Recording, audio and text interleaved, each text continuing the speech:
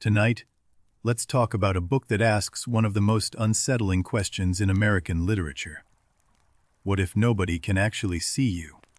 No need to stay awake for this one. Let the words settle around you. If you drift off, that's perfect. The story will still be here. This is Invisible Man by Ralph Ellison, published in 1952. It's about a young black man whom the world simply refuses to see. The narrator speaks to us from underground. Literally. He lives in a secret basement beneath a building, surrounded by more light than you can imagine. He says those famous words right at the start. I am an invisible man. Not a ghost, not a figment, simply a person no one acknowledges exists. 1,369 light bulbs cover his ceiling. He steals the electricity. Every stolen watt is a small act of defiance against being ignored. He plays Louis Armstrong on his phonograph down there. The trumpet fills that tiny room, and for a moment, the invisible man is surrounded by pure, beautiful sound. He promises to tell us everything. How he ended up down here, who hurt him, who used him, and how he finally learned to see himself clearly. The story begins in the Deep South, early 1930s. A young black man with big dreams and a spotless reputation is about to learn his first hard lesson. On his deathbed, the narrator's grandfather whispers something terrifying. He calls himself a traitor and a spy. The family is stunned into silence around him. Overcome them with yeses, the old man says. Undermine them with grins. Agree with them to death and destruction.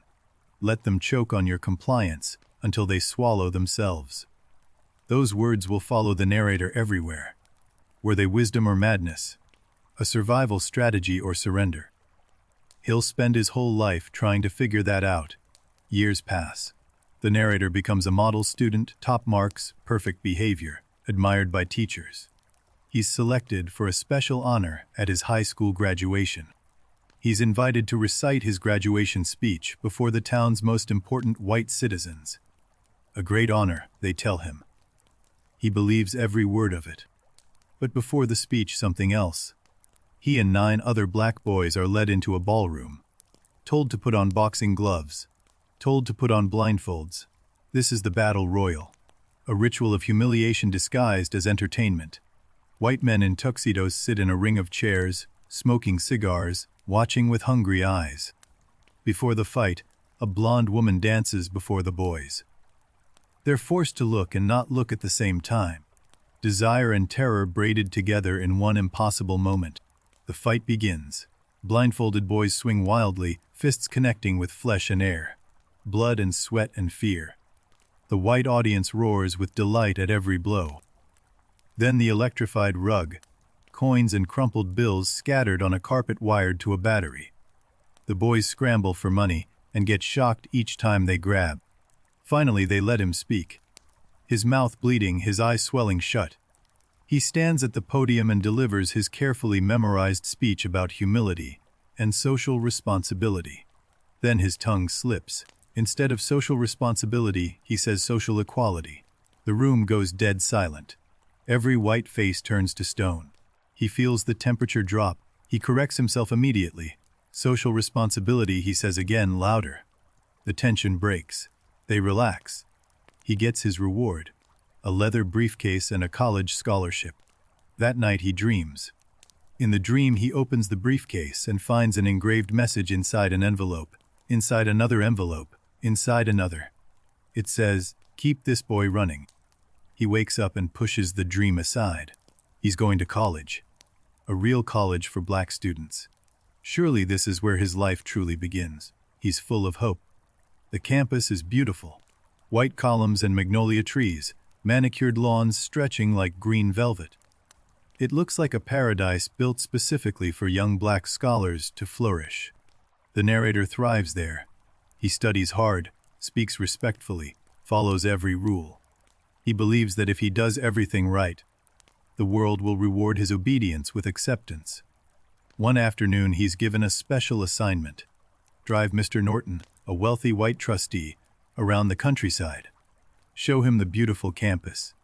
Keep the important man happy and impressed. Norton talks about his late daughter as they drive. He talks about his noble mission. The narrator listens carefully, nodding at the right moments, performing the role of grateful student. But the car drifts off the approved route, toward the poor quarters, toward a sharecropper's cabin where a man named Jim Trueblood lives.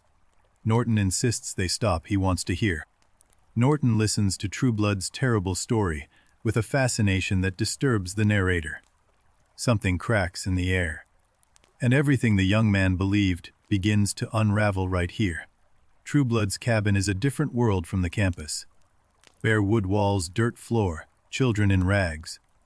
Poverty so sharp it cuts through Norton's comfortable illusions like a blade. Trueblood tells his story without flinching. A terrible, shameful confession. And Norton listens with a hunger that has nothing to do with sympathy. Something darker draws him in. The narrator watches Norton's face and feels something wrong. Why is this wealthy white man so transfixed by Trueblood's shame? What need is being fed here? He doesn't understand yet. Norton collapses, faints right there in the heat. The narrator panics, lifts the frail old man into the car, and drives desperately to the nearest place he can think of. The Golden Day. The Golden Day is chaos. A roadside bar packed with black veterans from the nearby hospital. Brilliant men broken by war and racism. Declared insane by a world that couldn't handle their truth. One veteran was a surgeon once. He examines Norton with professional hands, brings him around. Then he turns to the narrator and says something the young man isn't ready to hear. "You are invisible," the veteran tells him plainly. "You're a walking zombie, a mechanical man doing what you're told without seeing the strings." The narrator laughs nervously. He doesn't get it. Back on campus, the narrator is summoned to Dr. Bledsoe's office. The paneled room smells of leather and old wood. Portraits of white benefactors stare down from the walls like judges. Bledsoe's fury is volcanic. "You took a white trustee to see Trueblood. You showed him the real Black South." His voice shakes the room. The narrator stammers that Norton asked to go. Then Bledsoe says it plainly. "I didn't make this school to educate. I made it to control the picture. I'll have every Negro in the country hanging before I let you destroy what I built." The mask has dropped.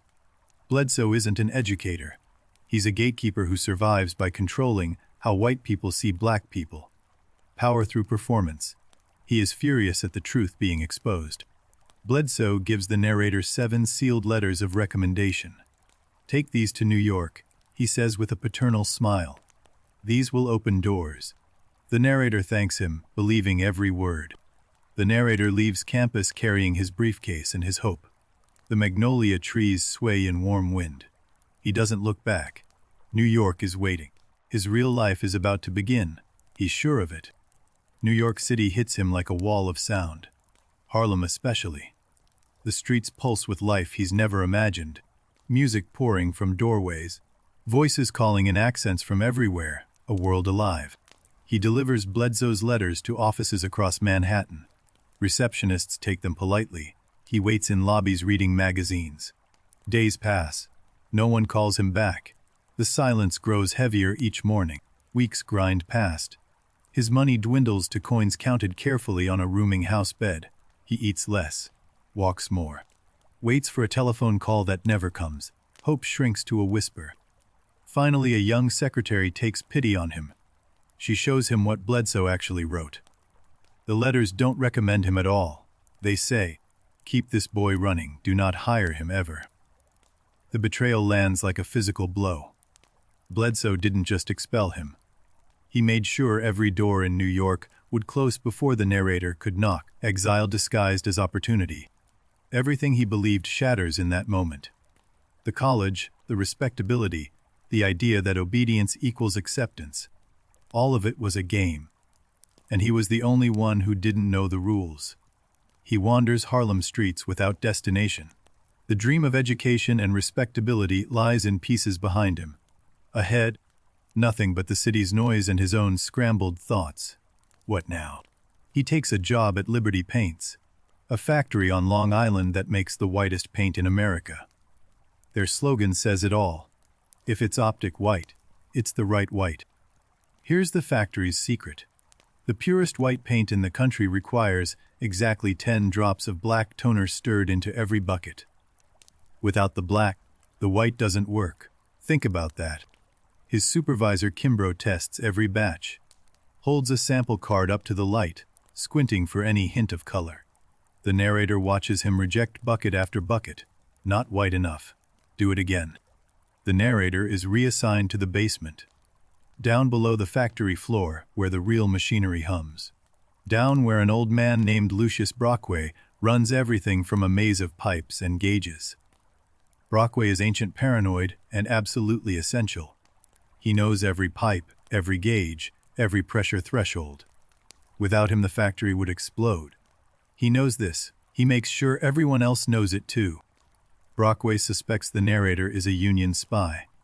His paranoia fills the basement like the steam from his boilers. Every question the narrator asks makes the old man tighten his grip on his territory.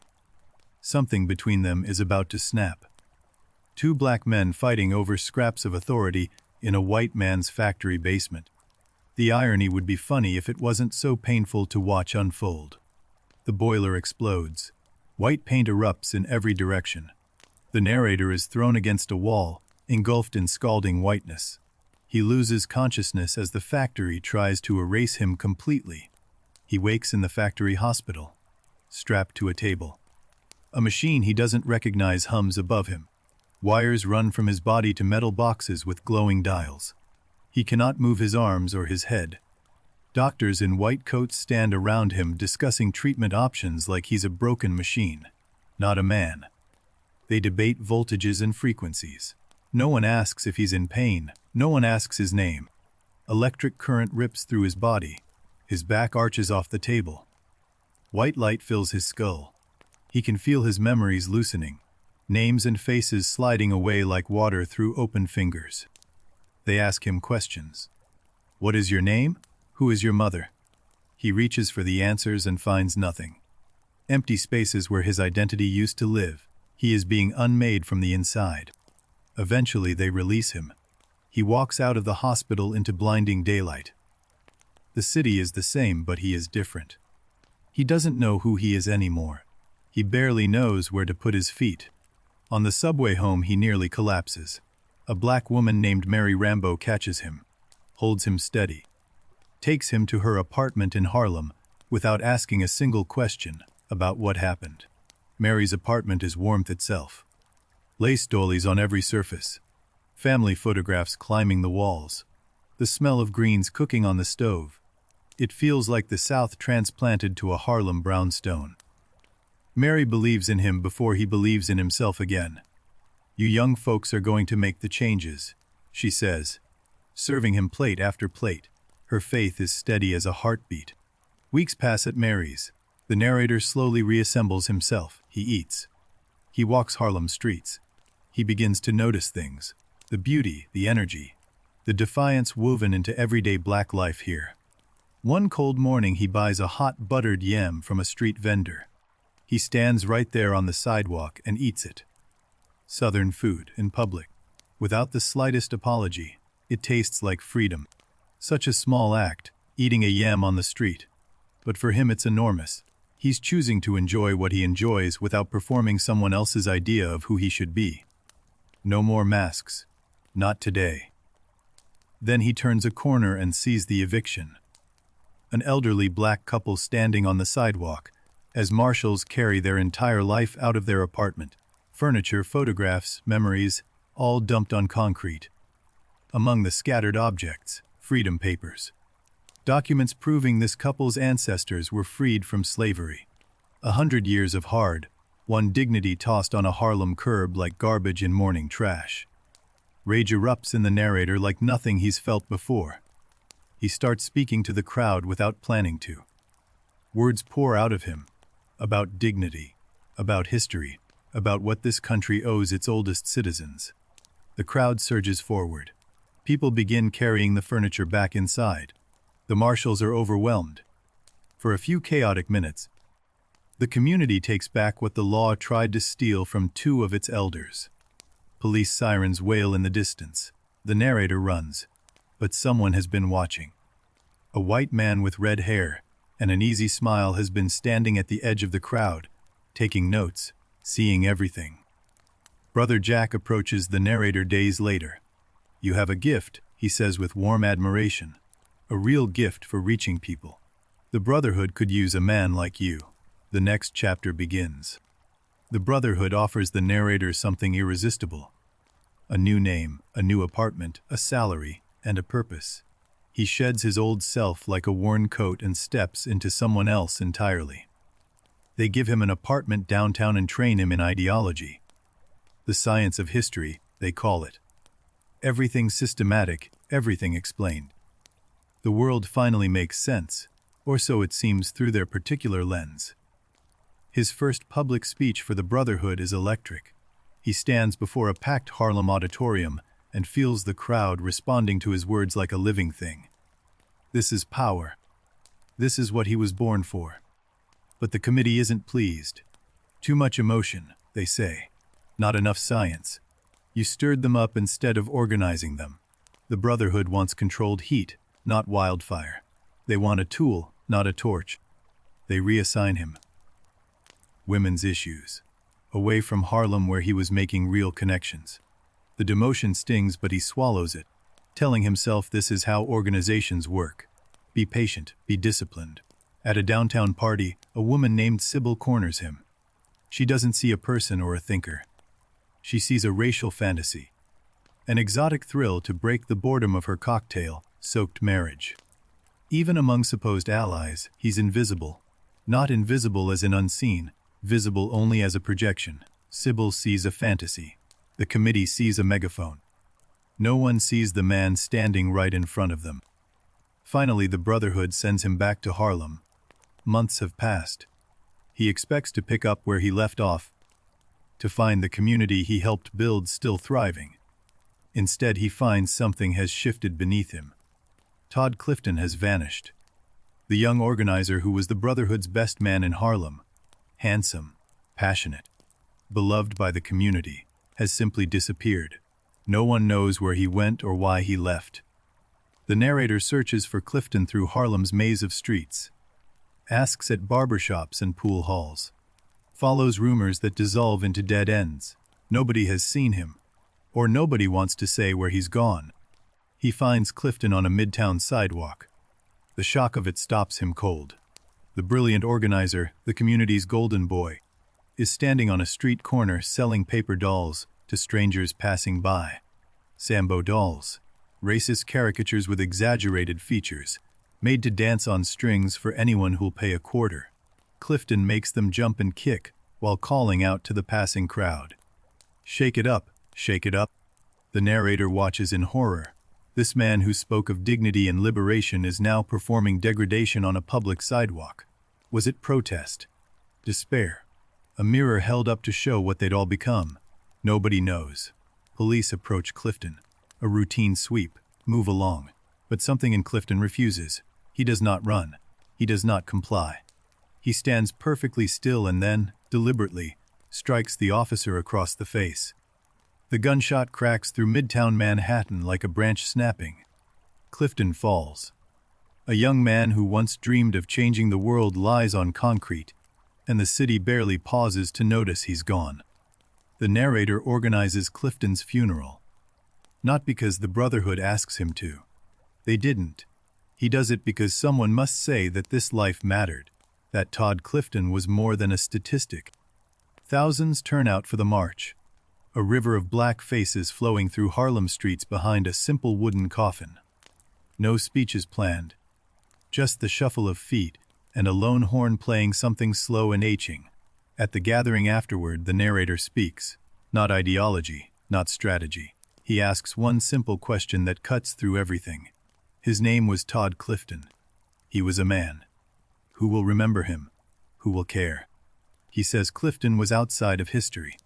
Outside the Brotherhood's history. Outside America's official story. He lived and died in the margins where most people actually exist. And that matters. Can you feel that? The Brotherhood leadership is furious. The funeral was unauthorized, emotional, off message. You were supposed to organize, not mourn. Grief, they insist. must serve the strategy. Personal feeling is bourgeois sentimentality. Brother Jack leans forward and says it plainly. You were not hired to think. You were hired to talk. There's a difference, and you'd better learn it quickly if you want to remain useful to us. In the heat of argument, Brother Jack's glass eye pops loose.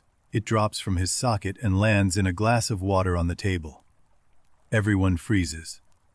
The eye stares up through the liquid, watching nothing. That glass eye floating in water. It becomes the image the narrator can never forget. The Brotherhood sees with one eye, and that eye is artificial. Their vision of the world is literally half blind and manufactured. The narrator understands now. The Brotherhood doesn't care about Harlem. Harlem is a chess piece, useful when needed, sacrificed when strategy demands. The people he organized are expendable. He was expendable from the start. Meanwhile, Raz the Exhorter gains ground in Harlem. Where the Brotherhood retreats, Raz advances. His message is simpler and angrier. Stop following white men's organizations and fight for your own people. Now, Raz confronts the narrator on the street, calls him a traitor, a puppet dancing for white masters. Why do you serve them, brother? Why do you carry their water when they'll pour it out the moment you're inconvenient? The narrator has no good answer. He's trapped between the Brotherhood's cold calculations and Raz's burning fury. Neither path leads where he wants to go. Both demand that he stop being himself and become their instrument. He begins testing the Brotherhood, asks pointed questions at meetings, gets evasions, deflections, smiles that don't reach the eyes. The pattern reveals itself slowly. They've shifted resources away from Harlem entirely. Everything he built in Harlem is being dismantled by his own organization. Programs canceled. Offices closed. Members reassigned. The community he promised to serve has been quietly abandoned, while he was downtown playing their games. He thinks of his grandfather's dying words. Overcome them with yeses. Perhaps the old man meant this. Agree and agree and agree while watching with clear eyes. Say yes while plotting your own course underneath. He decides on a strategy. Say yes to everything while working against them from within. But it's harder than it sounds. Deception requires energy he's running low on, and Harlem won't wait for his clever plans. He tries using Sybil to extract information about the Brotherhood's real plans. But she's drunk and lost in her own fantasy. He gets nothing useful. Just another reminder that no one in this world sees clearly. The night grows tense across Harlem, a powder keg of frustration building for months, maybe years. Police patrols increase. Young men gather on corners. Storekeepers board up windows. Everyone can feel what's coming. Raz transforms, no longer the exhorter arguing on street corners. Now he calls himself the Destroyer. He rides through Harlem on a black horse wearing African warrior garb, carrying a spear and a shield. Magnificent and terrifying. The riot begins, a gunshot, a shout, then glass shattering everywhere at once. Harlem erupts as if the streets themselves have been holding their breath for years and finally exhale in fire and fury. The narrator runs through the burning streets, trying to understand what's happening. Is this the Brotherhood's plan? Raz's uprising, spontaneous rage. Everywhere he looks, fire, running figures, the sound of breaking and screaming. He sees people laughing and crying at the same time, carrying stolen goods while tears run down their faces. The riot is grief and rage and joy and destruction twisted into one uncontrollable, heartbreaking explosion. Raz the Destroyer rides through the flames on his black horse, hurling a spear directly at the narrator. It misses by inches. The warrior philosopher has become pure violent spectacle. Ideology consumed the man entirely. Running from Raz's men, from police, from the riot itself, the narrator grabs a pair of dark glasses and a wide, brimmed hat from a ruined shop. And suddenly, everyone on the street calls him by a different name. Reinhardt. Reinhardt is everyone and no one. Preacher on Sundays, numbers runner on weekdays, pimp lover, con man, community pillar, all at once. He proves that identity is a costume you change depending on who's watching. If no one sees the real you, then you can be anyone. freedom through invisibility, but also the deepest loneliness. If every face is a mask, is there a face underneath it all? The question terrifies him as he runs, chased by everyone now, Rass's followers, police in riot gear, even Brotherhood members. The narrator stumbles in the dark smoke and falls through an open manhole into blackness. He drops like a stone into silence. He lands hard in a coal cellar. Total darkness, coal dust in his mouth and eyes. Above him the city burns, but down here there is only silence and the sound of his own breathing. He lights a single match. 2 white men peer down through the manhole. They see a black man in a hole. They laugh and slide the cover shut. The clang of iron on iron echoes through the cellar. He's sealed in. The world above carries on without him. The city burning above. The narrator sits in coal dust and darkness. He is finally, completely, literally invisible, and in this absolute darkness, he begins, slowly, painfully, to see for the first time. In the dream underground, the narrator faces them all. Bledsoe, Norton, Brother Jack, Raz standing before him in a circle, each one smiling, each one holding invisible strings attached to his limbs. They castrate him in the dream, strip away his manhood, his identity, his power to define himself. He screams, but no sound emerges. The violence is absolute, and when he wakes, he is somehow freer for having survived it. He decides to stay underground, not as defeat but as choice. The world above has no place for him, or rather it has too many places, all of them designed by someone else. Down here he belongs to himself. But what does it actually mean to be invisible? Let's sit with that question for a moment. Not a superpower, not a metaphor for shyness. Something far more disturbing and far more common than most people realize. Invisibility is a social condition. When people look at you and see only their assumptions, their fears, their needs, their fantasies, the actual you vanishes. You become a screen for their projections, nothing more. Every institution the narrator trusted used him this way. The school wanted a grateful, obedient mascot. The factory wanted an anonymous laborer. The Brotherhood wanted a controllable voice. Each one promised to see him. None did. Think about Mr. Norton on that car ride. He didn't see a student. He saw a vessel for his philanthropy and his guilt. The narrator existed only as a mirror reflecting Norton's own image of noble generosity back at him. Bledsoe saw a threat to his power. Not a person, a potential disruption to the careful performance that kept him in his office. The narrator's crime wasn't disobedience. It was accidentally revealing reality to a powerful man. Brother Jack saw a megaphone, a tool for amplifying the Brotherhood's message into Harlem. The narrator's passion and eloquence were useful qualities to be deployed, not human gifts to be respected and nurtured. Raz saw a traitor, a black man who refused to embrace racial nationalism. The narrator's complexity, his ability to hold contradictions, was intolerable to a worldview that demanded absolute allegiance and absolute categories. Even Sybil, even kind Mary Rambo, Sybil saw a racial fantasy to consume. Mary saw a young champion who would change the world, both projections, both invisible making, one cruel, one loving, but both blind. Everyone saw a symbol, a category, a function, the good Negro, the dangerous Negro, the useful Negro, the exotic Negro. Nobody, not once in the entire journey, saw the human being standing right in front of them. So the narrator goes underground, not running away, going into himself, into the truth that the visible world refused to acknowledge. He builds his basement kingdom of light from stolen electricity and hard-won clarity.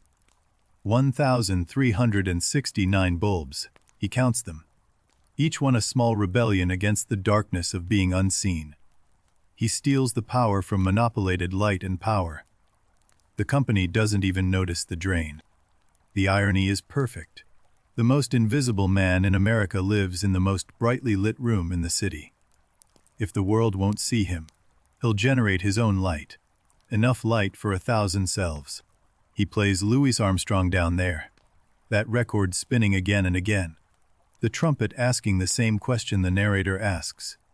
What did I do to be so visible to hatred, and so invisible to love? Music is a form of visibility. When Armstrong plays, his existence is undeniable. Every note says, "I am here." You can close your eyes to a person, but you cannot close your ears to a trumpet. Now let's go back to the beginning and see the patterns Ellison wove through this entire journey. The Battle Royal. That scene isn't just an event in a young man's life. It's a blueprint for everything that follows. Young black men fighting each other blindfolded for white entertainment. Isn't that the pattern of the whole novel? Every fight the narrator faces is between black people, staged and watched by white power that profits from the conflict. The electrified rug. Coins and bills scattered on a carpet wired to shock anyone who grabs them. The promise of wealth that punishes you for reaching. How many invisible rugs has the narrator crossed since that first one? The briefcase, given to him at the Battle Royal as his reward. He carries it through the entire novel, from the South to Harlem to the Brotherhood to the Underground. It holds every lie anyone ever handed him. He carried that briefcase like a sacred object, but the diploma inside was a leash. Bledsoe's letters were exile orders. The Brotherhood card was a receipt of purchase. Only by burning them all could he finally set it down. Now consider the Liberty Paints factory. Optic white, the whitest white in America, used on national monuments. And its secret ingredient is black. 10 drops of black toner in every bucket. Without it, the white won't hold. American whiteness depends on blackness. Cannot exist without it. The labor that built the country, the culture that shapes it, the presence that defines it by contrast, all absorbed, all essential, all made invisible in the final product. The factory explosion. White paint engulfing the narrator. Think about what Ellison is doing there. The system literally tries to coat him in whiteness, to cover his blackness, to make him disappear inside the product. Then the hospital machine. Electric shocks designed to alter his mind. The factory tried to coat his body. The hospital tries to rewrite his brain. The question they keep asking, who are you? Who is your mother? They want to erase his identity so they can write a new one. A more manageable one. A quieter one. But something in him survives the voltage. Some core self the machine cannot reach or rewrite or burn away. The yam scene follows. After the hospital stripped him bare, eating a hot buttered yam on a Harlem sidewalk becomes the most important thing he's ever done. Unashamed identity. I am what I am. That pun, I am what I am, is Ellison at his most playful and his most profound. Identity isn't granted by institutions. It's found in the small, authentic pleasures that no one can take from you or define for you. From shame to self-acceptance. That's the narrator's real journey. Not from south to north or from naivety to wisdom. From performing who others want him to be to simply being who he is. Even underground. Especially underground. Remember Reinhardt, the man with a dozen identities. Preacher and pimp and numbers runner, all at once. When the narrator wore Reinhardt's glasses, he discovered something liberating and deeply disturbing about American identity. Reinhardt proves that if nobody truly sees you, then you can be anything. Total freedom. But if your identity depends entirely on who's watching, then when no one watches, who are you? Total emptiness, the same condition. Two sides of one coin. The riot is the novel's volcanic climax. Everything explodes at once. Raz on horseback, buildings burning, the narrator running, police sirens, glass breaking everywhere. But whose riot is it? Who lit the match? The narrator suspects the Brotherhood engineered it. Let Harlem burn to advance their larger agenda. Sacrifice the community to create a crisis they can exploit. The people were pawns again. Blindfolded boys in a bigger ring. Or was it Raz? The destroyer riding through the flames like an apocalyptic warrior, beautiful and terrible, turning rage into spectacle. But rage without direction burns down your own neighborhood. And whose interests does that serve? Maybe the riot is nobody's and everybody's. A century of accumulated invisibility, finally reaching combustion temperature. When enough people are unseen for long enough, The invisible eventually becomes undeniable. In flame if nothing else. The fall through the manhole. Down into darkness. Every mythological hero makes this descent. Into the underworld, into the belly of the whale. The journey underground is where transformation happens, where sight is finally gained. In the coal cellar he burns his past to see his present. Fire as illumination, not destruction. Each burned document casting enough light to read his own story by. The first honest reading of his own life happening literally underground. And then the light bulbs, 1,369 of them, strung across his basement ceiling like a private sky. Stolen light for a man the world refused to illuminate. The most beautiful act of defiance in American literature. The novel ends with the narrator still underground. But he tells us he must come up. He can't hibernate forever. Invisibility gave him clarity, but clarity demands action. You can't see truth and stay silent about it. Perhaps, the narrator says, the invisibility is not only his problem. Perhaps you, the reader, are invisible too. Unseen by the systems that claim to serve you. Defined by categories that have nothing to do with who you actually are. Who knows but that, on the lower frequencies, I speak for you. That's how the novel ends. Those words. Connecting his specific Black American experience to something universal without erasing what makes it specific. A masterful final note. He's not erasing race. He's expanding the circle. His experience as a Black man in America is specific and irreplaceable. But the condition of being unseen, of being reduced to a category, touches everyone who has ever felt invisible. The novel asks one enormous question. What would it mean to truly see another person? Not as a category, not as useful or threatening, not as a mirror for your own needs, but as a complete, contradictory, irreducible human being. That question sits at the center of American life, always has. Who gets to be fully seen? Who gets to be fully human? The answers have changed over the centuries, but the question itself has never been retired. The grandfather's advice returns one more time. Overcome them with yeses. After everything the narrator has endured, those words mean something different now. Not submission, not even strategy, something stranger and more powerful than either. Maybe the grandfather meant say yes so completely that the system chokes on your compliance. Or maybe he meant, survive by any means necessary and keep your truth internal. Or maybe both. The novel lets the ambiguity breathe. Ellison refuses to give us a solution. No ideology is sufficient. Not Bledsoe's accommodation, not the Brotherhood's revolution, not Rass's nationalism. Each one claims to liberate. Each one creates new blindfolds and new rings. Only individual consciousness, awake aware, refusing to be defined by others, offers a genuine path, not a political program but a personal reckoning. Seeing yourself clearly first, then seeing others, then speaking what you see. The act of telling his story is the act of becoming visible. Every sentence he writes in that underground room lights another bulb. The manuscript grows and the room grows brighter. Writing as illumination. Literature as sight itself.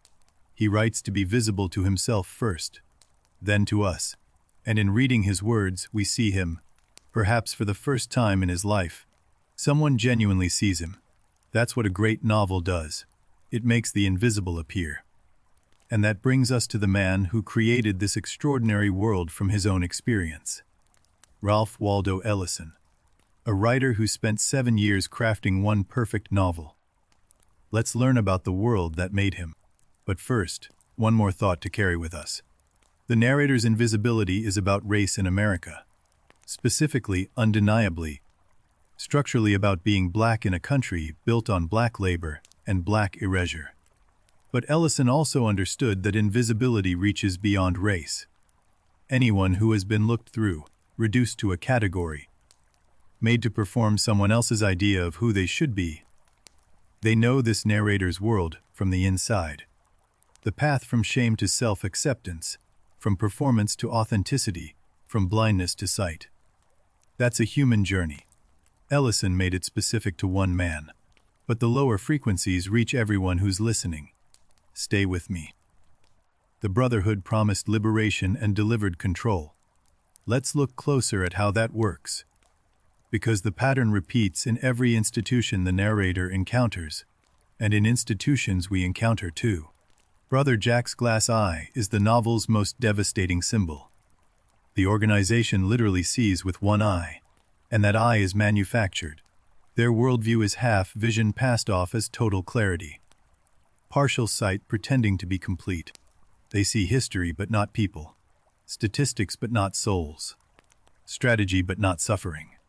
When the narrator gave that passionate eulogy for Clifton, he committed the unforgivable sin of treating a human death as a human tragedy rather than a tactical setback. The narrator's speeches in Harlem were genuinely moving. He reached people, changed minds, built community. But the Brotherhood wanted controlled change. A thermostat, not a fire. Passion threatened their precision, and precision was their religion. Todd Clifton's arc is the novel's most heartbreaking subplot. From idealistic organizer to Sambo doll seller to corpse on a Manhattan sidewalk. 3 stages of a young black man's disillusionment compressed into one devastating trajectory. Why did Clifton leave the Brotherhood? The novel never fully explains. Perhaps he saw the truth before the narrator did. That they were all Sambo dolls dancing on invisible strings, held by hands they couldn't see. Selling the doll on a street corner was either Clifton's deepest despair or his most radical protest. By performing degradation openly, he held up a mirror to what the Brotherhood, what all of them, had been doing in more polished ways. His death, shot by a policeman for a minor confrontation on a sidewalk. A young black man killed by police. Ellison wrote this scene in 1949. It reads today as if it were written this morning. Some patterns refuse to break. The funeral march is the narrator's finest hour as a speaker. Not because of rhetoric or ideology, but because he asks the simplest question. Who was Todd Clifton? Did anyone actually know him before he became a headline, a statistic, a cause? The Brotherhood called the funeral unauthorized. Unauthorized grief. Think about what that means.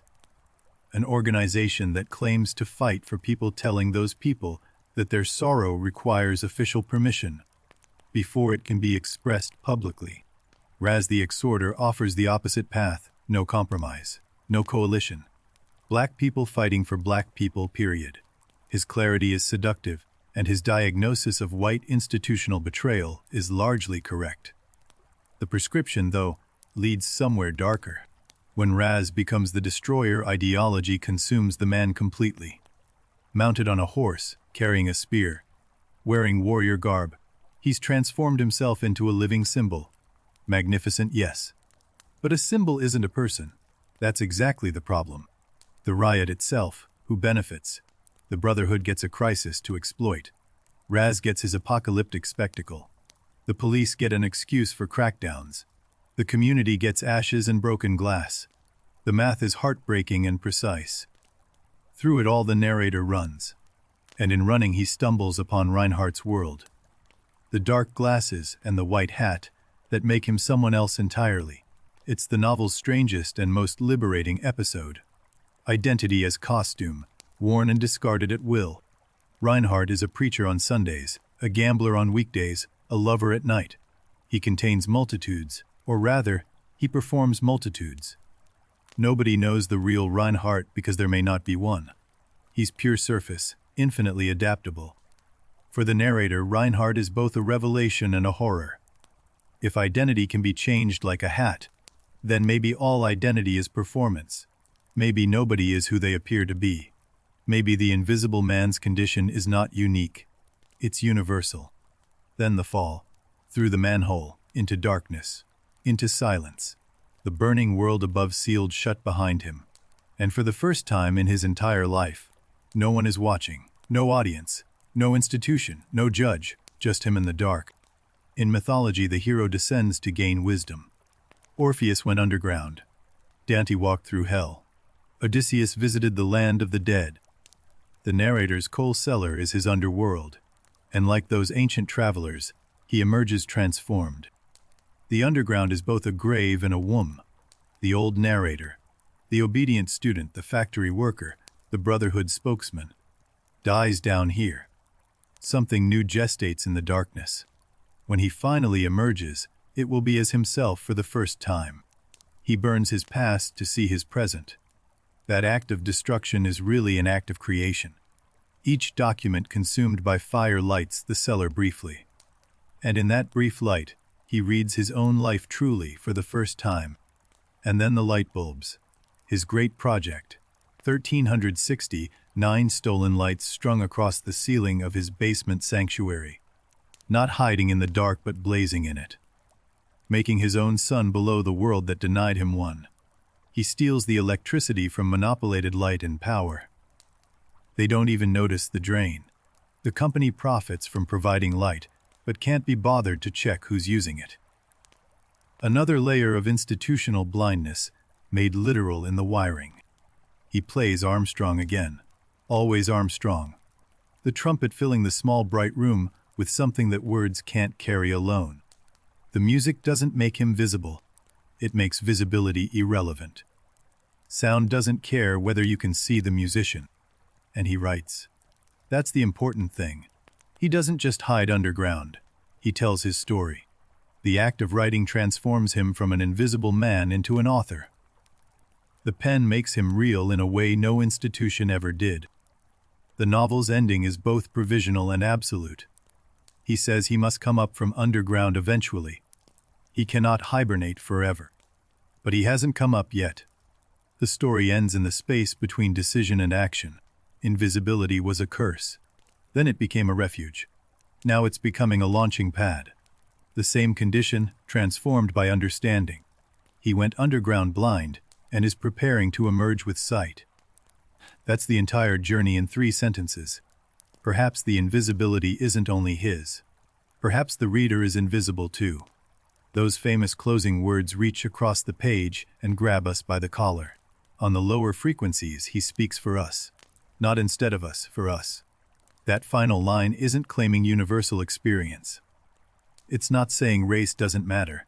It's saying the condition of invisibility, of being unseen, uncategorized, truly perceived, is a frequency available to anyone with ears to hear. The novel doesn't comfort. It doesn't provide a program or a solution or a 12-step plan for overcoming invisibility. It does something more difficult and more lasting. It makes you feel what it's like to be unseen, and then it dares you to see. The grandfather's riddle remains unsolved at the novel's end. And that's exactly right. If there were a simple answer to the question of how to survive as a black person in America, it wouldn't need a 500-page novel to explore. What the novel does instead is insist on complexity. Bledsoe is a villain, but he's also a survivor. Raz is dangerous, but his anger is justified. The Brotherhood betrays, but their initial promises were genuine to some members. Nothing is simple. No one is just one thing. That insistence on complexity is Ellison's greatest artistic gift. He wrote a novel about racial injustice that refuses to reduce anyone, black or white, to a symbol. In a book about invisibility, he made every character fully visible, even the villains. The story of the Invisible Man reaches its conclusion here in the underground. But the questions it raises, about sight, about identity, about who gets to be fully human, those echo forward into our world and our moment with undimmed force. Now let's step outside the novel and meet the man who created it. Because understanding Ralph Ellison, his life, his world, his struggles, deepens everything we've just experienced in the story immeasurably. Ralph Waldo Ellison was born in Oklahoma City in 1913. His father named him after Ralph Waldo Emerson, the great transcendentalist philosopher, hoping the name would shape the man. In a way, it did. His father, Lewis, was a construction worker who loved books, sold ice and coal to support his family, but fed his mind on literature. He wanted his son to become a poet. Lewis died when Ralph was 3 years old, but the ambition survived. Growing up in Oklahoma was different from growing up in the Deep South or the industrial North. Oklahoma was a border state. Black communities had relative autonomy there. Young Ralph grew up seeing black self-governance as normal, not exceptional. The young Ellison played trumpet. Jazz was his first language. Before novels, before essays, before all the words that would make him famous. Music taught him about improvisation, about theme and variation, about making something new from something inherited. He attended Tuskegee Institute in Alabama, the very college that would become the model for the campus in Invisible Man. He went to study music, not literature. Classical composition was his dream, but books kept pulling him sideways. He read voraciously, found his way to the modernists, T.S. Eliot, James Joyce, Dostoevsky. Their experiments with form and consciousness showed him what language could do when pushed beyond convention and comfort. Literature could contain everything music contained. In 1936, he traveled to New York City to study sculpture. He never returned to Tuskegee. New York swallowed him whole, its energy, its art, its arguments, its Harlem, and gave him everything he needed to become the writer he would be. In Harlem he met Richard Wright, then the most famous black writer in America. Wright encouraged the young Ellison to write. That mentorship opened a door that led directly, over the next 15 years, to Invisible Man. Ellison worked for the Federal Writers Project, collecting oral histories from ordinary people across New York. Barbers and ministers and grandmothers telling their stories. Those voices filled his ears and shaped the rhythms of his prose forever. He joined the Communist Party briefly in the late 1930s. Saw how it used black causes for its own agenda. That experience, the promise and the betrayal, became the brotherhood chapters of the novel. He left the party with clear eyes and a bitter education. In 1945 he began writing Invisible Man. It would take 7 years of relentless work. He wrote in a converted barn in Vermont, far from Harlem, deep in solitude, wrestling with a story that kept expanding beyond every boundary he set for it. The opening line came to him in a flash. "I am an invisible man." Everything followed from that single declaration. The whole enormous novel growing from 5 words like an oak from an acorn, unstoppable once planted. He drew on everything. His Oklahoma childhood, his Tuskegee years, his Harlem life, his Communist Party experience, the riot of 1943 that he witnessed firsthand. Every layer of his life fed the novel's extraordinary density. The novel is deeply influenced by jazz, not just as subject but as structure. Themes are introduced, varied, improvised upon, and returned to with new meaning. Like a jazz musician, Ellison uses repetition with difference. The same but transformed each time. Dostoevsky was another ancestor. Notes from Underground. A man writing from a hole in the ground, raging against a society that denies his humanity. Ellison took that Russian model and filled it with American music and American fury and American light. He was also shaped by Melville's Moby Dick, the obsessive quest, the symbolic whiteness, the encyclopedic scope, the single narrator trying to contain an entire world in his voice. Ishmael's survival story and the Invisible Man's shared deep structural bones. Ellison insisted that black literature was American literature, not a separate category, not a subcategory, the same tradition. He refused to be limited, drawing on folklore, modernism, jazz, philosophy, and the blues in equal measure without apology. Invisible Man was published in 1952. The reaction was immediate and overwhelming. Here was a novel that was angry and lyrical and funny and terrifying, sometimes on the same page. Nothing like it had existed before in American fiction. In 1953, it won the National Book Award, the first novel by a black American to receive that honor. Ellison stood at the podium in a New York hotel ballroom and accepted the prize for a book about invisibility. The irony was lost on nobody. The novel was praised for different reasons by different readers. Some white critics called it universal, sometimes missing the specific racial critique. Some black critics found it too literary, too indebted to European modernism.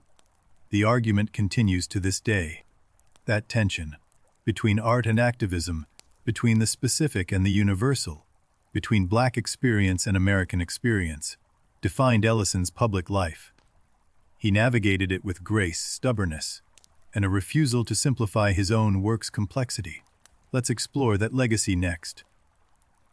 Let's go deeper into the world that shaped Ralph Ellison. Because the more you understand where this novel came from, the more extraordinary its achievement becomes. Every great book has a biography hidden inside it. Oklahoma in the early 20th century was a peculiar place for a black child to grow up. Neither the rigid hierarchy of the Deep South, nor the crowded tenements of the industrial North. Something in between. Something stranger and freer. Oklahoma's black communities had built something remarkable in the decades after statehood. Towns like Boley and Langston were entirely self-governing. Black mayors, black police, black merchants. A functioning world within the larger hostile one. Young Ellison saw this and remembered it. But Oklahoma also had its horrors. In 1921, the Tulsa Race Massacre destroyed the prosperous black neighborhood of Greenwood. An entire community burned to the ground. Ellison was 8 years old. The lesson of what white rage could destroy was written in the sky above his childhood. Music was the young Ellison's first escape and first discipline. He studied classical music seriously, not just jazz but symphony. Not just listening but composing. He wanted to write a symphony before he ever thought about writing a novel. At Tuskegee, he encountered the real-life version of Dr. Bledsoe. Not one person exactly, but a system. The way the college presented itself to white benefactors, the careful management of appearance, the control of what truths were allowed into public view. Tuskegee was founded by Booker T. Washington, a towering figure who believed in black advancement through industrial education and economic self-sufficiency rather than direct political confrontation. Accommodation as strategy sound familiar. The grandfather's advice echoes here. Washington's rival was W.E.B. Du Bois, who argued for full political equality, higher education, and uncompromising assertion of black rights. The tension between these two visions runs through Invisible Man like an underground river. Accommodation versus confrontation. Bledsoe versus Raz. Ellison absorbed both traditions and rejected both as sufficient alone. His novel doesn't take sides between Washington and Du Bois. It shows how both approaches, and every approach, can become a prison when it stops seeing individual people clearly. When Ellison arrived in Harlem in 1936, the Harlem Renaissance had recently faded, but its energy lingered everywhere. Langston Hughes, Zora Neale Hurston, Claude McKay had all worked these streets. The air still hummed with their experiments in black literary art. Richard Wright's influence on the young Ellison was enormous but complex. Wright's native son had redefined what a black novel could do. Raw, angry, uncompromising. But Ellison wanted something different. Something that included anger but also humor, music, philosophy, and beauty. Ellison's time in the Communist Party gave him first-hand experience of how ideological organizations use people. The party's promises of racial equality were genuine in rhetoric but hollow in practice. Black members discovered they were recruited as symbols, not partners. The party shifted its position on black issues whenever Moscow changed direction. In one season, fighting for black rights was central. In the next, it was subordinated to other priorities. People's lives rearranged by distant bureaucrats who never walked their streets. This experience became the Brotherhood chapters. Ellison transformed his political disillusionment into fiction so precise that former party members recognized every detail. The Glass Eye, the calculated sacrifice of Harlem, all drawn from lived betrayal. The Harlem Riot of 1943 was another direct source. Ellison witnessed it himself. The burning, the looting, the complex emotions of a community destroying its own neighborhood in rage against forces that lived far beyond its borders. The real riot was triggered by the shooting of a black soldier by a white police officer in a Harlem hotel lobby. A man in uniform, serving his country, shot by a representative of that country's authority. The fury was instant, and almost logical in its inevitability. Ellison transformed the real riot into the novel's surreal, nightmarish climax. He blended documentary realism with symbolic imagery. Raz on horseback. The narrator's fall through the manhole, the burning of a world built on broken promises. History made mythological. The Federal Writers Project gave Ellison another essential gift: the voices of ordinary black people. He spent years collecting their stories in Harlem. Barbers told him about their customers. Grandmothers told him about their grandchildren. Everyone had a story that no one had written down. Those voices, the preacher's cadence, the blues singer's lament, the street vendor's pitch, the grandmother's proverb, all found their way into Invisible Man. The novel sounds like Harlem because Ellison spent years listening to Harlem before he tried to write it. The 7 years of writing were not 7 years of smooth progress. Ellison struggled enormously. The novel kept expanding beyond his control. Characters took on lives of their own. Chapters were written and discarded. The wastebasket filled and refilled 100 times. His wife Fanny supported them both during those years. She worked as a secretary while Ralph wrote in the barn. The domestic sacrifice behind great art is a story rarely told but always present. Fanny believed before anyone else had reason to. When the novel finally came together, Ellison knew he had something extraordinary. The pieces that had resisted assembly for years suddenly locked into place. The structure crystallized. The voice unified. The Invisible Man spoke clearly at last from his underground room. Random House published it in the spring of 1952. The publishing world was not prepared for what it encountered: a first novel by a relatively unknown black writer that operated on every level: political, philosophical, musical, mythological, simultaneously and brilliantly. Reviews were overwhelmingly positive. Critics recognized something new had entered American literature. Not just a protest novel, not just a modernist experiment, but a synthesis that contained both and exceeded both. The Invisible Man had made himself visible on the national stage. The National Book Award in 1953 was a thunderclap. Ellison beat Hemingway's Old Man and the Sea, the most famous living American writer defeated by a debut novelist. The literary establishment had to make room for a new kind of American genius. But success brought complications. The 1960s arrived with a new generation of black writers and activists who demanded more radical art. They challenged Ellison directly. Was his novel revolutionary enough? Or was it too comfortable for white readers? Amiri Baraka and the black arts movement wanted literature that served the revolution explicitly. Art as weapon. Ellison resisted this, not because he opposed change, but because he believed reducing art to propaganda diminished both the art and the cause. Ellison said something profound during this period. He said, "I am not a sociologist. I'm a novelist. My job is not to deliver messages, but to explore the full complexity of human experience. And complexity," he insisted, "is not the enemy of justice. It's the only honest path to it."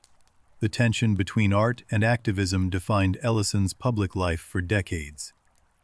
He was attacked from the left for being too literary, and from the right for being too angry. He occupied the impossible middle, and held it with remarkable grace under constant pressure.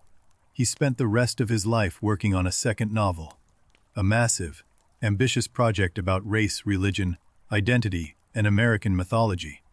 It grew to over 2,000 pages of manuscript. It was never finished in his lifetime.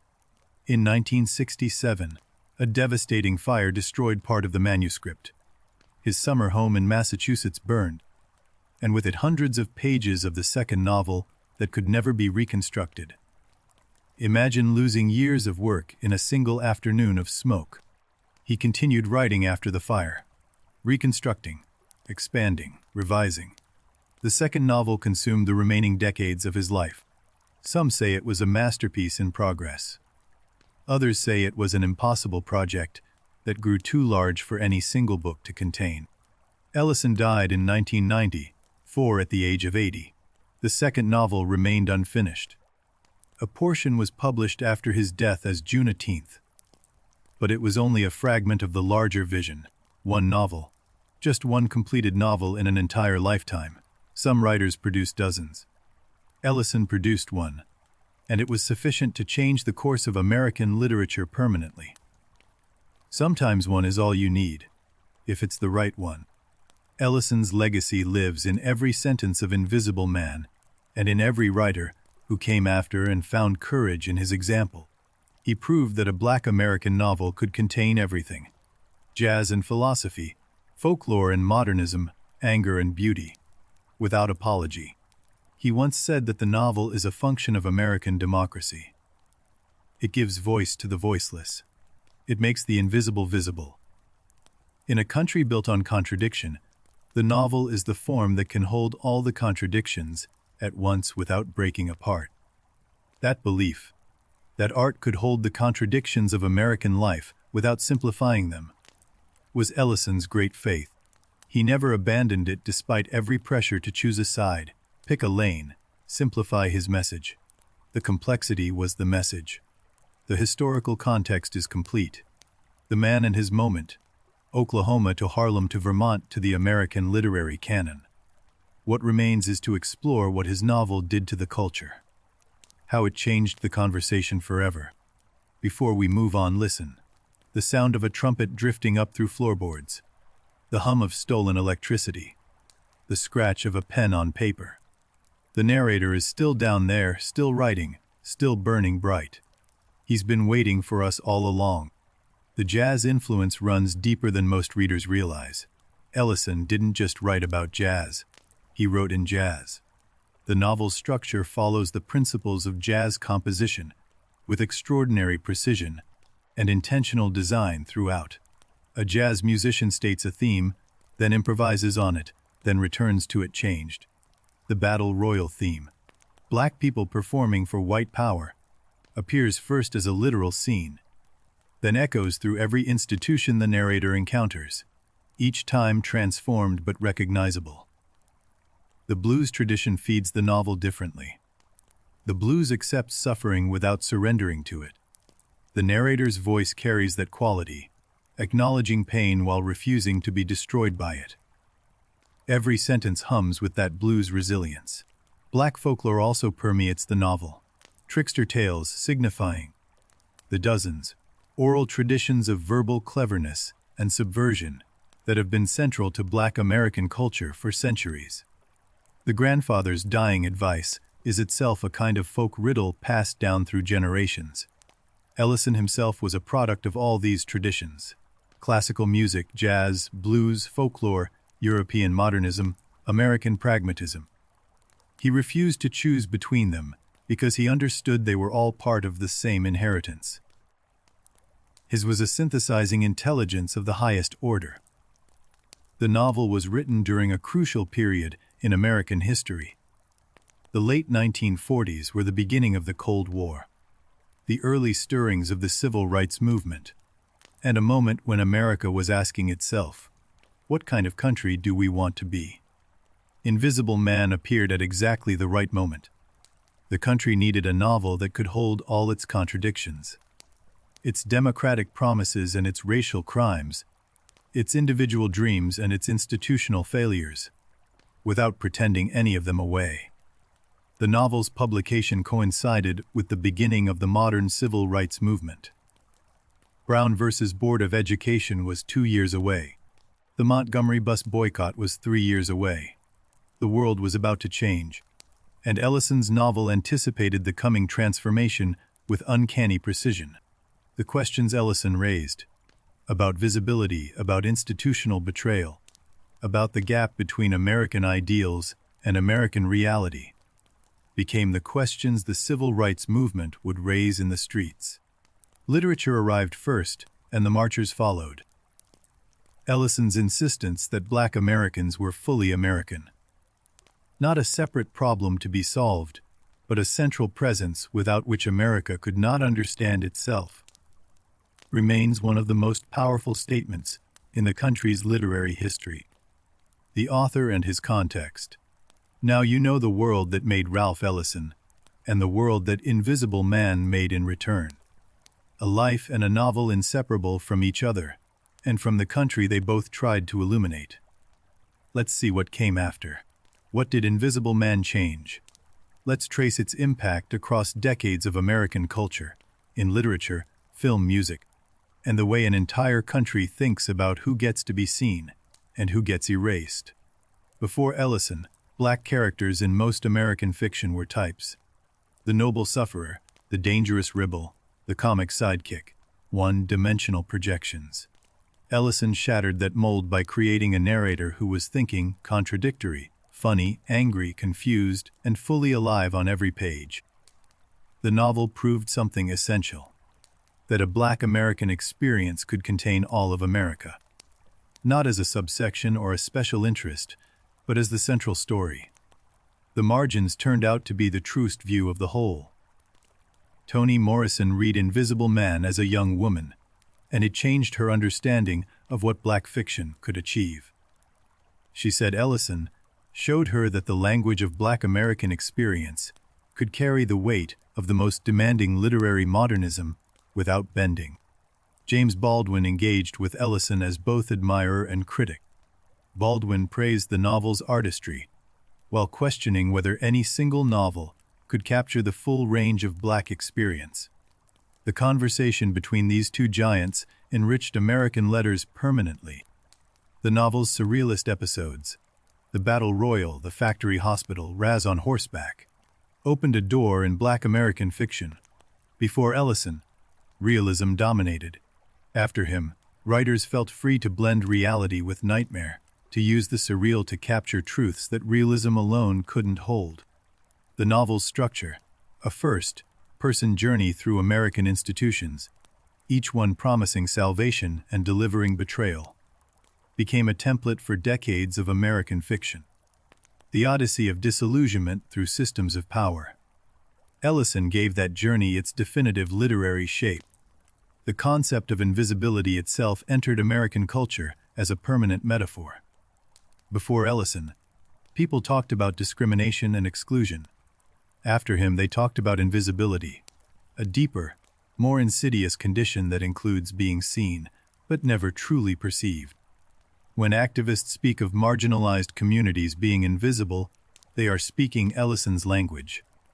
He gave the condition its name, its metaphor, and its most devastating artistic expression. The word meant something different after his novel than before it.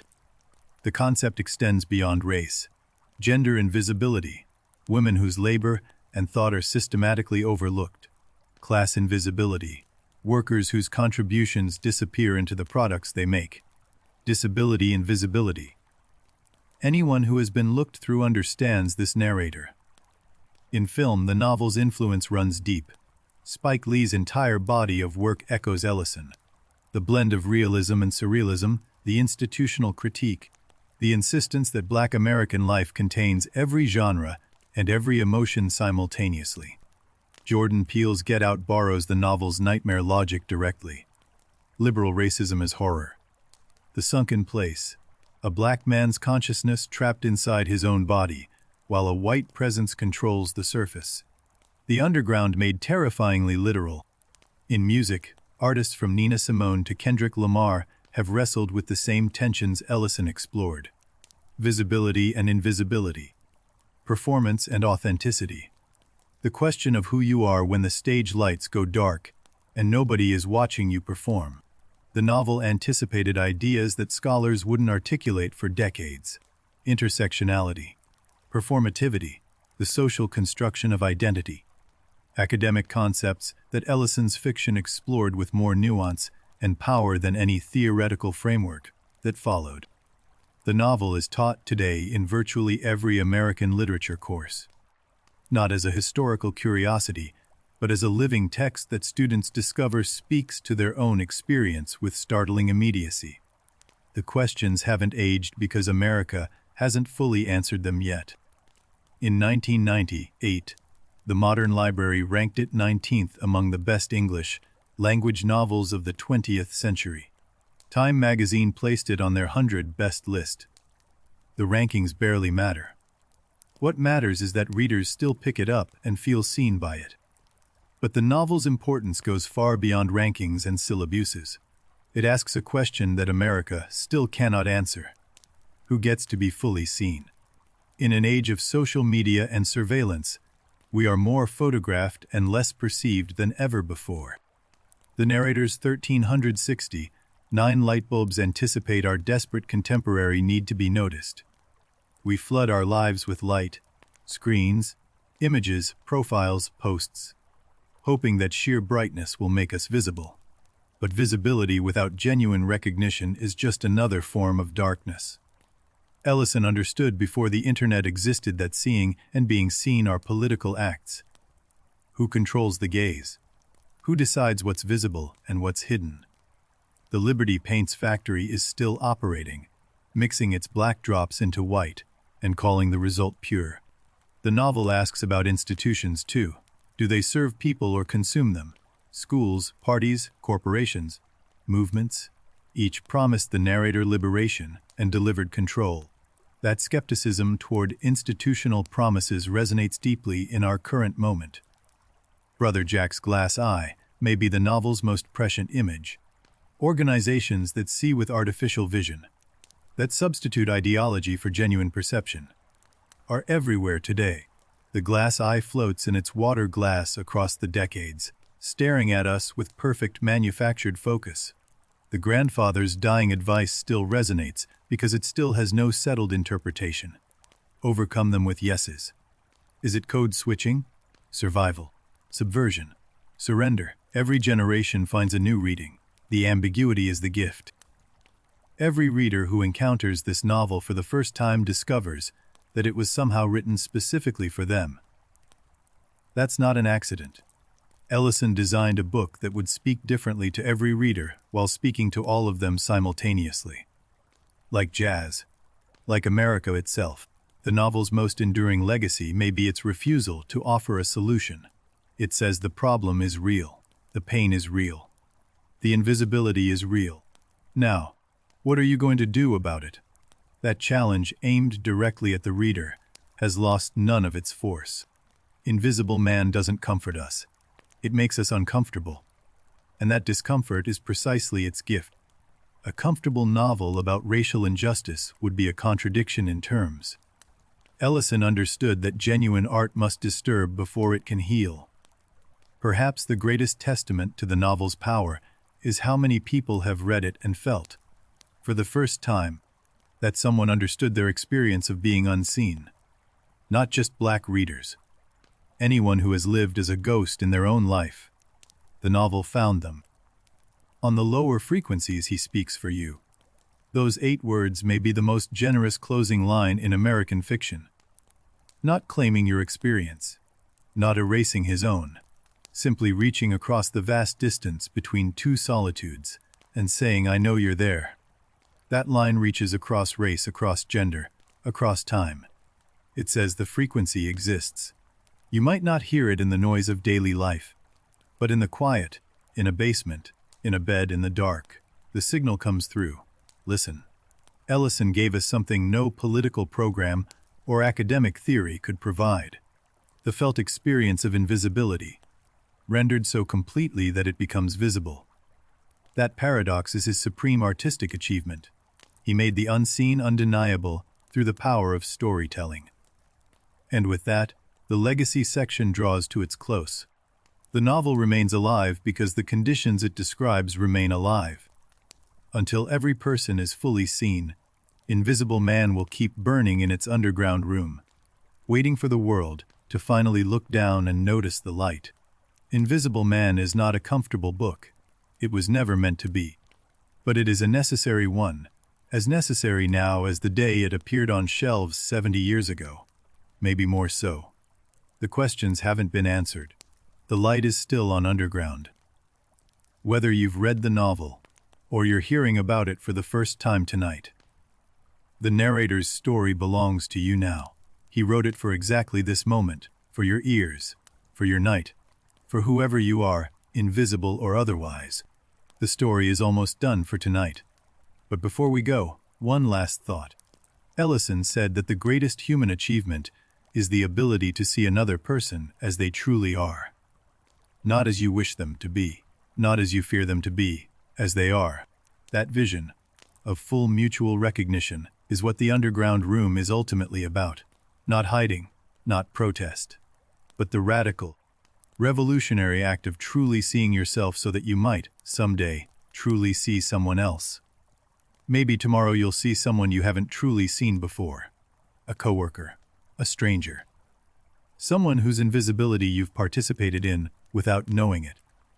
Ellison would call that the beginning of everything worth building. Or maybe tonight you'll just rest, and that's enough. The narrator would understand. He spent years in his basement before he was ready to emerge. Rest is not the opposite of action. Sometimes rest is the thing that makes action possible. The narrator hibernates underground, not forever, but for now. And in that hibernation, something new grows. Something the world above hasn't seen yet but will, when the time is right.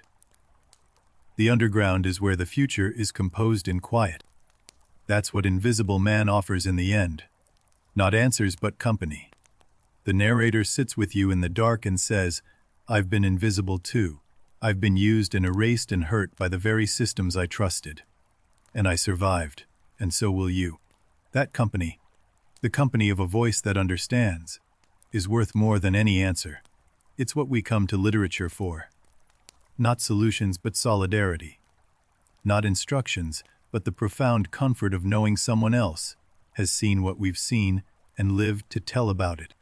Invisible Man doesn't comfort us. It does something better. It sees us. And in being seen, truly honestly, without flinching, we find a comfort deeper than any reassurance. We find the truth. And tonight, that's more than enough. Let's go gently from here. So here we are, at the end of a long night with a remarkable book.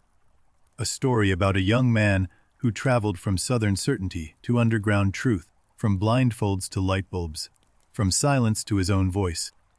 He was used by every institution that promised to help him. The college shaped him into a mascot. The factory tried to erase him. The brotherhood turned him into a megaphone. Each one offered a door and delivered a cage. He fought and ran and hid. He was blindfolded and shocked and shot at.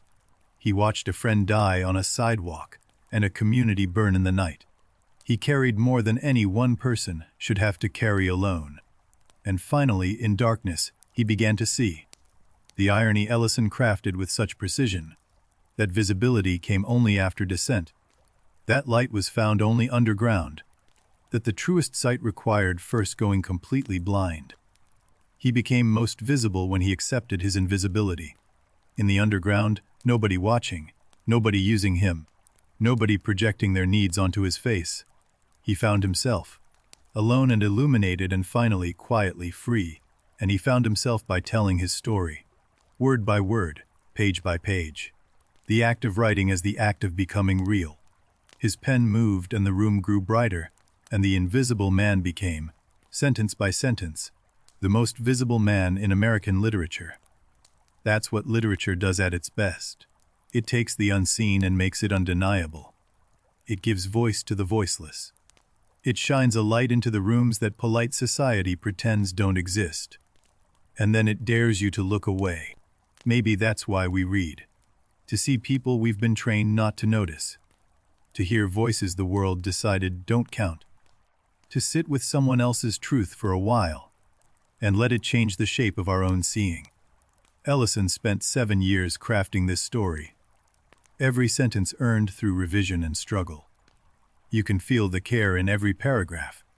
The way a jazz musician polishes a solo until each note rings with intention and surprise. The music in his prose. You can hear it if you listen. The trumpet's assertion. The blues singer's lament. The preacher's call and response. The grandmother's quiet authority. All of Harlem's voices woven into one narrator's song. And now, gently, the story settles. Like a record reaching its final groove. The needle lifts. The room holds its breath. The music fades but doesn't disappear. It just moves to a frequency you feel rather than hear. The narrator is still down there in his basement. Still surrounded by light. Still writing, or maybe resting now. the pen on the desk, the manuscript complete. The questions he raised still floating in the warm electrical hum of 1,300 bulbs. He said he must come up eventually. But not yet, not tonight. Tonight he stays in the warmth of his private sun, and the world above can wait. Tomorrow is for emergence. Tonight is for rest, he's earned it, so have you.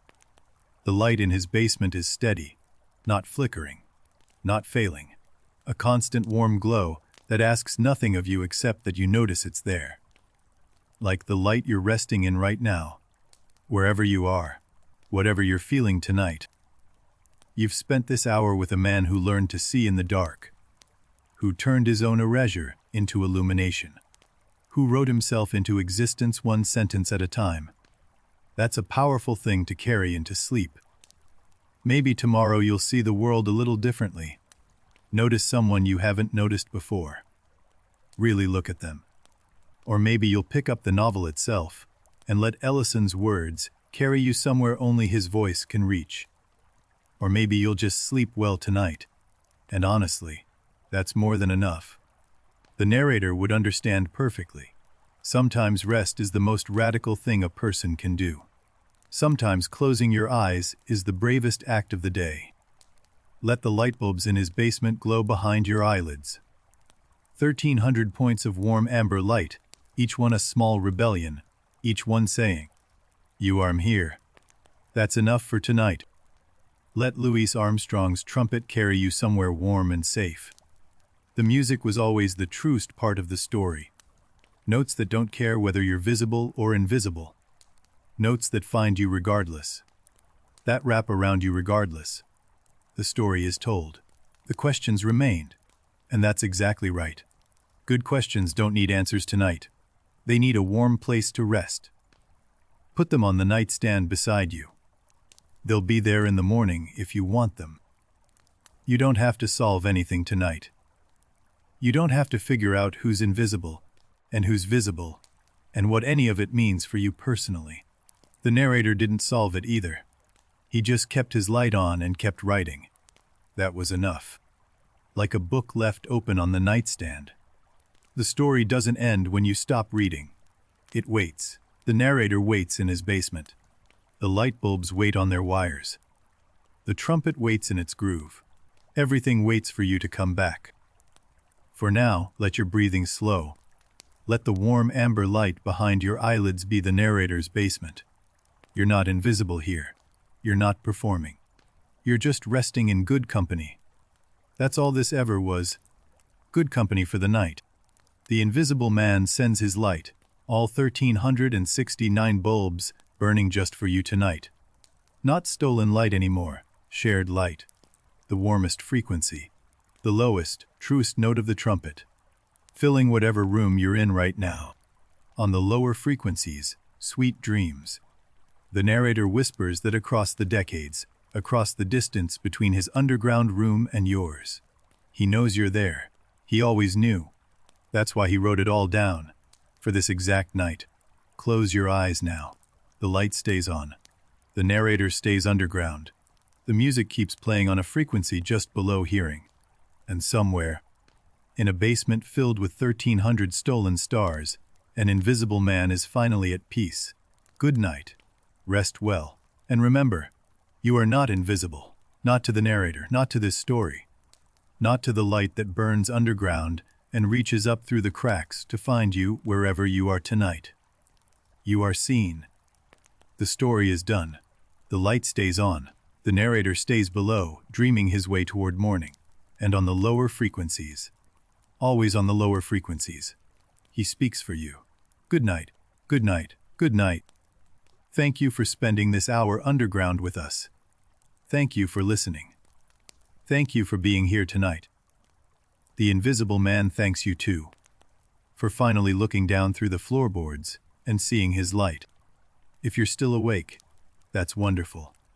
If you drifted off somewhere in the middle, that's wonderful too. Either way, the story found you tonight. That's what stories do.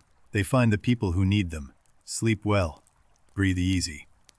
We'll be here again soon with another story. Another long night. Another book to drift off to. Until then, Carry the narrator's light with you. It weighs nothing and it costs nothing and it never goes out. Good night. The basement glows. The manuscript waits. The trumpet holds its last note in the air like a breath that never quite releases. And underground, in a room that the world forgot, one man's light refuses to go out. It never will. The invisible man sends you his light. He sends you his music. He sends you the quiet courage of a man who turned his hiding place into a home and his pain into a story that changed the world. Accept it. Rest in it. It's yours now. All 1,369 bulbs. Burning just for you. The steady hum of stolen electricity. The scratch of a pen. The warmth of a completed story. All yours tonight. Take it into sleep. Let it glow behind your eyelids. Good night from the underground. And on the lower frequencies. Always on the lower frequencies. Sweet dream.